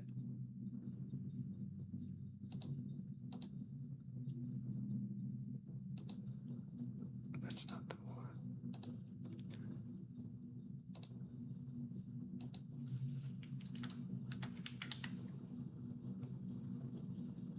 MEXC, they've always got the best charts. Perfect. So clearly, for one, we've got the Bank of Japan crash, which I'll wrap up your projection with, because that's undoubtedly going to cause a huge red wick specifically on Sui. cleaning up this total 3 chart, we're going to remove the Bank of Japan carry trades, and we're going to add the dot plot vote just so you can see where the Fed's at right now and then where they're headed. So when the Fed, as soon as they made a pivot towards adding more rate cuts right here in September, boom. SUI started ramping up as the institutional investors recognize that'll be a pivot out of bonds into risk on markets. The rate cuts finally happens, total 3, and SUI rocket to the upside. Now, there's a Bank of Japan carry trade here at this green emoji. Boom, the Fed removes a handful of rate cuts on the dot plot vote. This is something that just happened recently. This was last week. So 90 days ago, the last time they voted on rate cuts, everybody was like, yeah, this is pretty good. That guy, Michael, the bald guy, his name's on the tip of my tongue. He voted all the way down for 2. He's like the most bullish, the most dovish in the Fed. Even that guy, who's like super dovish, he pivoted. So they're thinking we need to hike rates because inflation is out of control. And that's going to play a huge factor, the incoming data, into when SUI is going to get going. So here, they take all these dot plots away, and then it finally dumps when the Bank of Japan hikes. The Bank of Japan hikes right here. We'll get into that in a minute. The Fed here, they also had planned for a bunch of rate cuts. Remember back here at both of these green emojis, everybody's saying the next massive bull run is coming. Get ready. It's going to be altcoin mania. Because the Fed originally was planning on cutting rates. So whatever secondary theories they're using, it's signaling them that that's cool. What they're not doing is what we do, which immediately rugs that. And we see multiple trading plans that we pulled up that are old, like, yo, look out. The Bank of Japan's about to hike rates and the dot plot just got it changed. Look out, there's going to be like 120 days downside. Right? Bank of Japan, market pullback, reduced rate cuts. That's those signals we were just looking at on the chart from before. We are able to call it, get out of the way. So you're going to use that to time your SUI entry. It's going to take a minute for SUI to start really getting bullish. So this is one of those trade entries where you're high conviction on the project and you're looking to buy to hold because you're going to have to wait this out. And the way that it's looking from what the Fed has been saying, they are thinking about even hiking rates. That's what the dot plot was all about. Now, on the more bullish side, they have this data task force, which can reprice everything. That could be kind of bullish. But there's this undoubtable downside coming, which will be, as far as we can see, every measurable point says this is the high value entry for SUI and any of your high convictions. I want to buy these and hold them altcoins.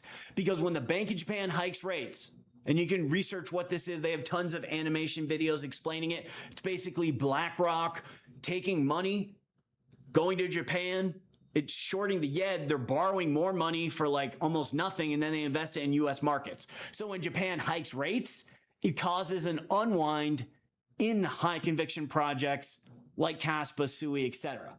Especially these 2023 strong ones. The FOMC minutes right here. Look at this juicy red wick. This one was just directly juicy red wick. And then this one, big red wick.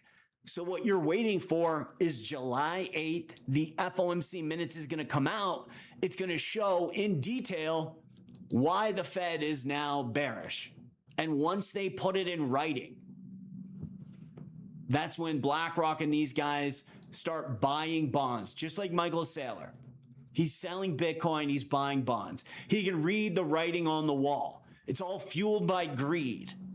with bond yields paying more, everybody's pivoting out of crypto and they're like getting in early on high paying bonds, which for them is money making because they're everything. They're the risk and they're the safety. They're like the banks and the insurance. So look for a big crash around then on the day, that Friday and that Sunday. So right around July 8th. It will take you until the Fed starts easing up to see genuine upside. It's just the way it is. The Fed is projecting in writing inside our FOMC minutes.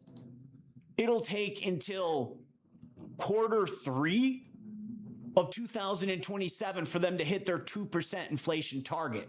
At that point, they're free to unleash a super bull market.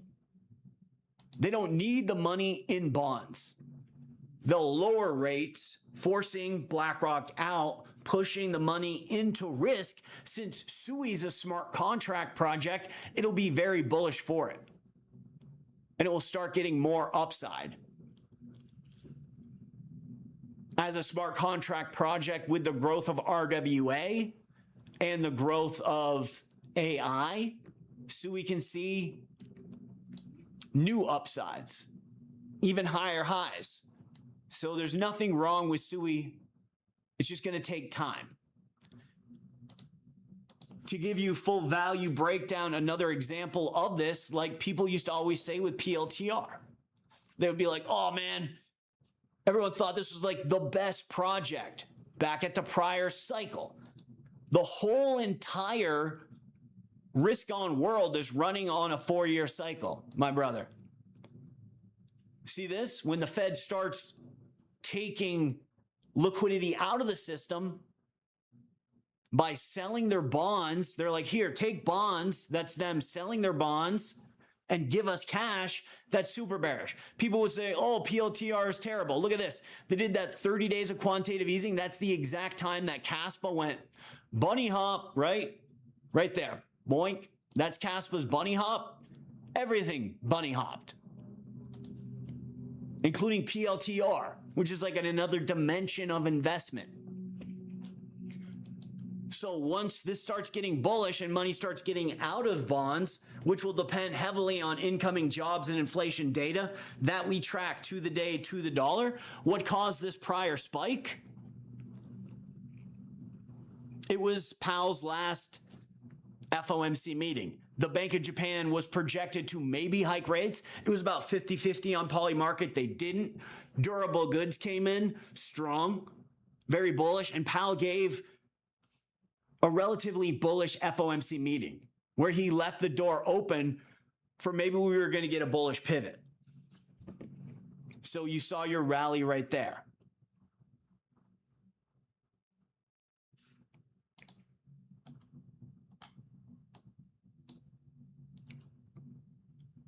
We're seeing a lot of Adam and Eve type of double bottom formations here. Often in our trading records, these will just repeat. That's when you get the sharp spike down with a rounded bottom, sharp spike down with a rounded bottom. These often repeat just at a slightly lower level until macros change. So you want to buy and hold, put it in cold storage and forget about it. Your time's coming up. But it's going to be a wait for that upside to gel. Now, in between here and then, there is the Fed Data Task Force, which is going to change the way the entire data is counted. So at any time, suddenly that can make a huge adjustment to everything. Everything can be extremely repriced. Now, correlating some really key support and resistance lines,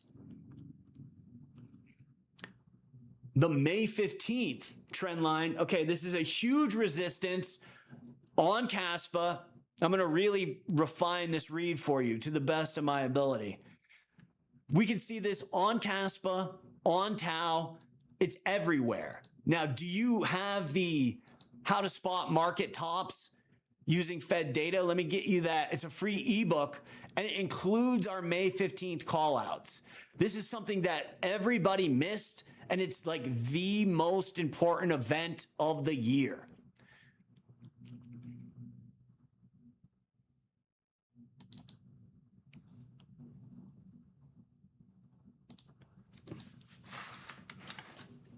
So we were just looking at May 15th on Kaspa. Let's take a look at it on TAO just to give you another example because it's everywhere. It's the ultimate resistance. And this is the thing about it though. It's one of those macroeconomic trend lines that's directly correlated with these numbers. So when the numbers change and start to go in favor of bullish action, that trend line gets challenged. So there's May 15th on TAO, on Kaspa. And just like these PPI lines, like we had these set up while TAO was down under 200. Notice how when price got up to them, it acted like a ping pong, like support and resistance completely. We had drawn those out from macro levels because that's when the institutions buy and sell. So that's the whole concept of the May 15th trend line. Let me get you that free ebook. How to spot the market tops for the May 15th trend lines. Because what you're going to need to see here is you're going to need to see tariff-based inflation. The numbers have to start coming down, man. And so what the Fed is saying to me is these numbers aren't coming down until like 2027. That's when we'll hit 2% inflation. So like 365 days from now. Here's the thing. The markets aren't going to wait for it to go to 2%. They're going to front run it. So once it really starts improving around Q1 of next year, that's when they'll start to ramp up. Because SUI is a smart contract and it needs a lot of on-chain data, it'll be late breaking. It won't be a fast runner.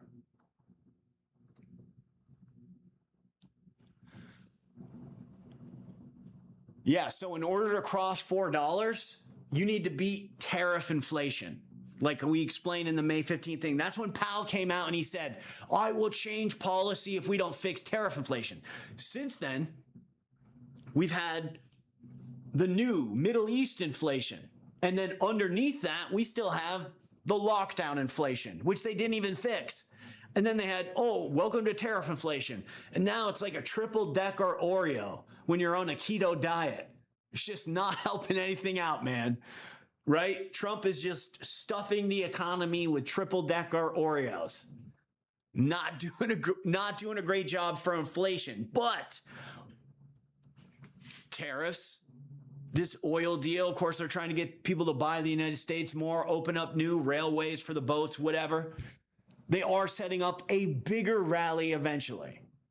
And from a deep study of economics, this is our welcome member fast track. You really get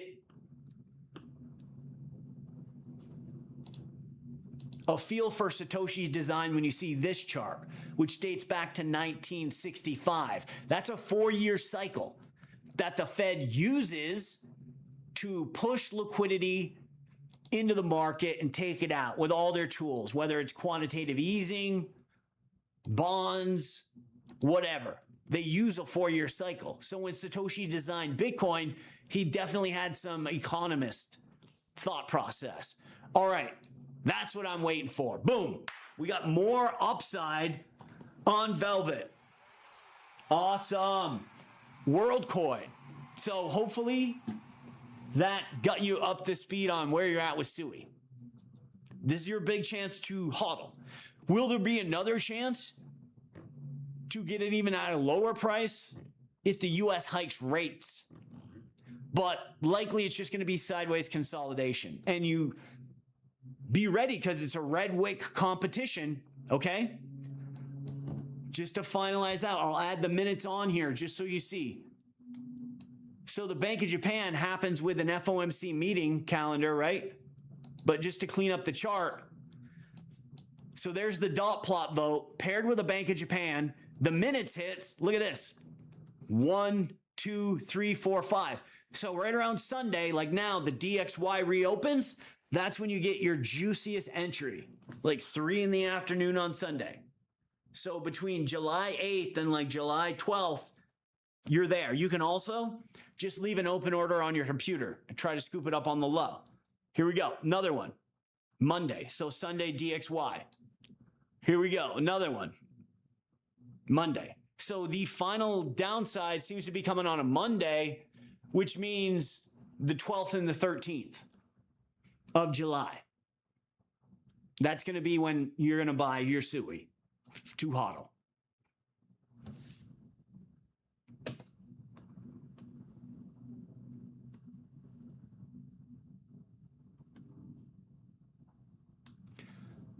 The thing with, I can see somebody that's looking for a banger. One of our rules that we have, we broke this down in another live stream. We only enter trades at these macro prints because all of our entries, you can back test this, front test this, whatever you want to do. Like example on TAO, we're only going to jump in on the jobs report. Okay. And that also works for Siren, right? Like with our record breaking upside on Siren, all correlated with jobs reports. The first rally is a jobs report, and then the next rallies are jobs reports. See, there was our insider buy signal, just like on Velvet, and then we go to the next 6th of the month here. There's the next jobs report. There you can see it with a little briefcase. And then that Monday, right? It's Friday, Sunday, DXY, like right now. And then you get this huge ramp. So we'll be waiting. Maybe on Thursday, Insider VIP group, we might have a banger. It depends. We need to have matching. These numbers that we look at have to line up. It's not about the project as much as it's about these numbers on any given print and the accumulation of. So, yeah, we'll be waiting. We only do entries then, so can't help you out. All right, guys, thanks for checking out this video. Make sure you guys spread the word. Who's catching all the bangers? And more importantly, who's got the deep market understanding that can help you out? VIP is the price of joining the Wall Street Journal. Keeps you on top of all this. Learn as you go. And anyone who joins between now and July 8th, they're going to get a free copy of the Gem Hunting Draft, which will later be part of a larger separate course that we sell as the bull market turns around and more people are engaged in crypto. You guys are the diehard ones that are in the market at the right time during the bear market. And this Bank of Japan carry trade, this is going to be prime time for hodling, which is the best approach for part-time investors and a lot of value from joining our VIP group because you get more of a full-time outlook just by reading our daily posts. We're going to keep you up to date on everything that's going on, give you a much more in-depth thing. And of course, when we repackage the gem hunting guide into a full course, it'll include my daily process. Like I do a checklist, boom, boom, boom, everything I check. And it takes a lot of time. The past 2 FOMC meetings, we've came away with the top banger. This time it's Velvet on July 17th at 35 cents. The time before, we were calling out Bio. And it's not like we mentioned these in passing, like maybe this will be good. We're like, yo, over and over again, like get the Velvet, get the Velvet, get the Velvet, right? And same with Bio. So you can't miss. But you can, obviously, all for entertainment, not for financial advice. Thanks for checking out this video, guys. We will catch you on the next one.